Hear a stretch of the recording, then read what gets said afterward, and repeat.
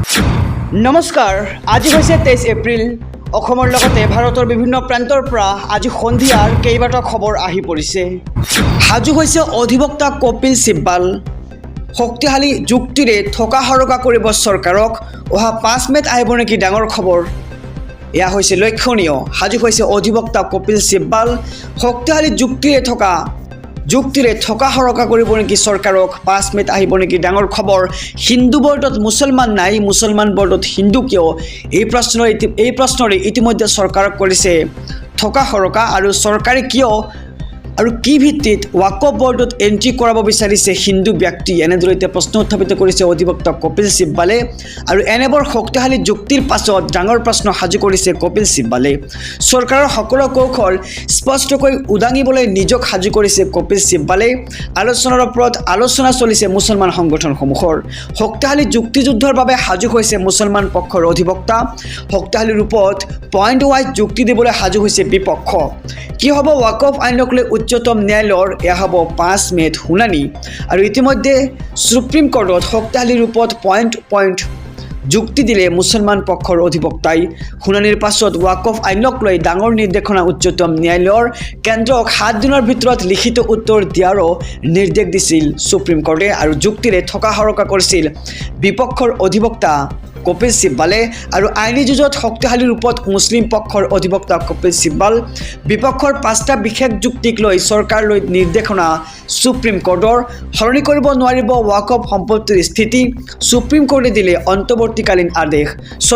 চৰকাৰ বাধ্য হ'ব নেকি সিদ্ধান্ত সলনি কৰিবলৈ? সেয়া হ'ব লক্ষণীয় অহা 5 মে তাৰিখে।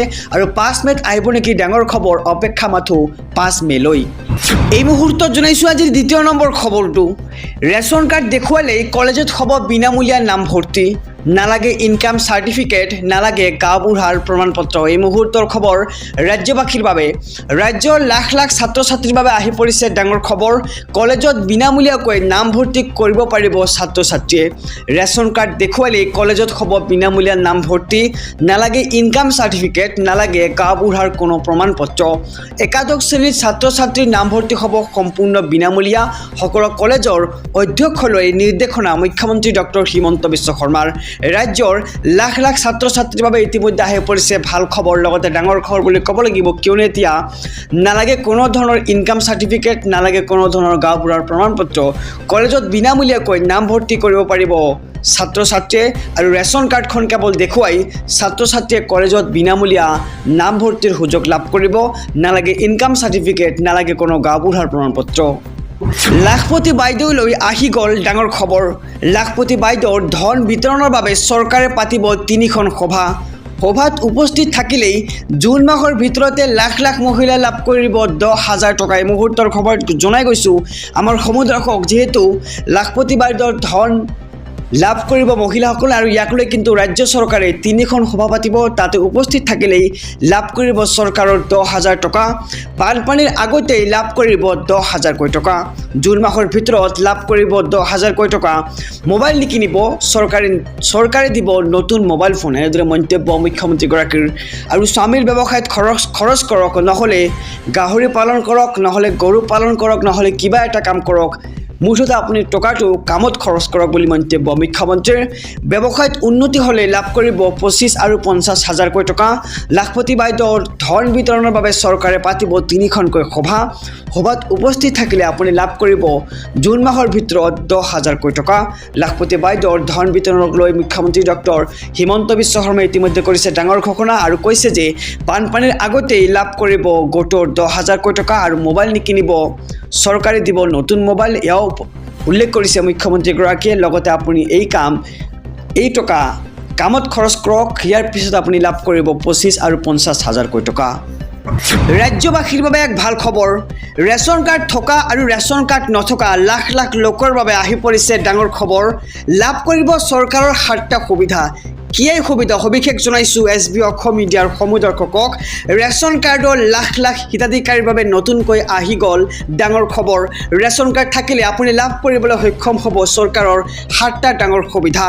ৰেচন কাৰ্ডত আপোনাৰ কোনো পৰিয়ালৰ কোনো সদস্যৰ নাম অন্তৰ্ভুক্ত হোৱা নাই নেকি শীঘ্ৰেই অন্তৰ্ভুক্ত কৰক নতুন সদস্যৰ নাম যদিহে আপোনাৰ ৰেচন কাৰ্ড নাই তেন্তে আজিয়েই বনাই লওক গুৰুত্বপূৰ্ণ সেই ৰেচন কাৰ্ডখন কাৰণ এই ৰেচন কাৰ্ড থাকিলেই আপুনি লাভ কৰিব চৰকাৰৰ 7টা ডাঙৰ সুবিধা অহা 1 অক্টোবৰৰ পৰা চাউলৰ লগতে আপুনি লাভ কৰিব দাইল চেনি আৰু নিমখ বজাৰতকৈ 25 টকা কম দামত লাভ কৰিব আপুনি দাইল লগতে 25 টকা কম দামত লাভ কৰিব আপুনি চেনি ইয়াৰ লগতে 10 টকা কম দামত আপুনি লাভ কৰিব নিমখ আৰু ৰেচন কাৰ্ড থাকিলে পৰিয়ালে লাভ কৰিব 35 কেজিকৈ চাউল ৰেচন কাৰ্ডখন থাকিলে আপুনি লাভ কৰিব 5 লাখ টকাৰ বিনামূলীয়া চিকিৎসা সেৱাও আৰু ৰেচন কাৰ্ড থাকিলে আপোনাক নালাগে কোনো আয়ৰ প্ৰমাণপত্ৰ যদিহে আপোনাৰ ৰেচন কাৰ্ড নাই কিদৰে উলিয়াব নতুন ৰেচন কাৰ্ড প্ৰথমে ৰেচনৰ দোকানৰ সৈতে ইয়াৰ বাবে যোগাযোগ কৰিব লাগিব আপুনি লগতে নতুন সদস্যৰ সকলো তথ্য পাতি যোগান ধৰিব লাগিব বিভাগীয় কৰ্তৃপক্ষক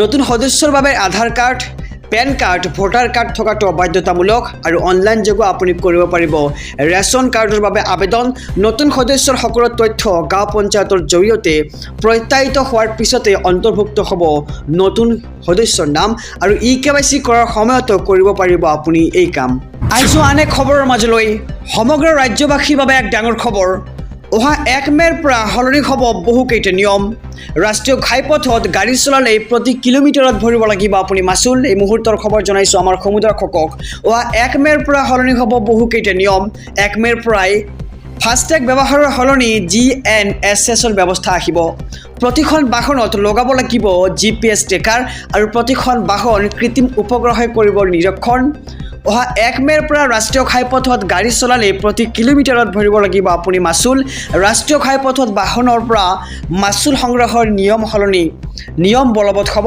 আৰু বাহনৰ গৰাকীৰ বেংক একাউণ্টৰ পৰা কিলোমিটাৰ ভিত্তিত মাচুল কৰ্তন কৰা হ'ব অহা 1 মেৰ পৰা আৰু ৰাষ্ট্ৰীয় ঘাইপথত বিনা মাচুলে কোনো ব্যক্তিয়ে চলাব নোৱাৰিব বাহন অহা 1 মেৰ পৰা সলনি হ'ব বহুকেইটা নিয়ম খবৰটো জনাইছো যে অহা 1 মেৰ পৰা ফাষ্টেগ ব্যৱস্থাৰ সলনি GNSS ব্যৱস্থা আহিব আৰু প্ৰতিখন বাহনত লগাব লাগিব GPS ট্ৰেকাৰ আৰু ইয়াৰ দ্বাৰাই প্ৰতিখন বাহনত কৃত্ৰিম উপগ্ৰহে কৰিব নিৰীক্ষণ আৰু 1 মেৰ পৰা ৰাষ্ট্ৰীয় ঘাইপথত গাড়ী চলালে প্ৰতি কিলোমিটাৰত আপুনি ভৰিব লাগিব মাচুল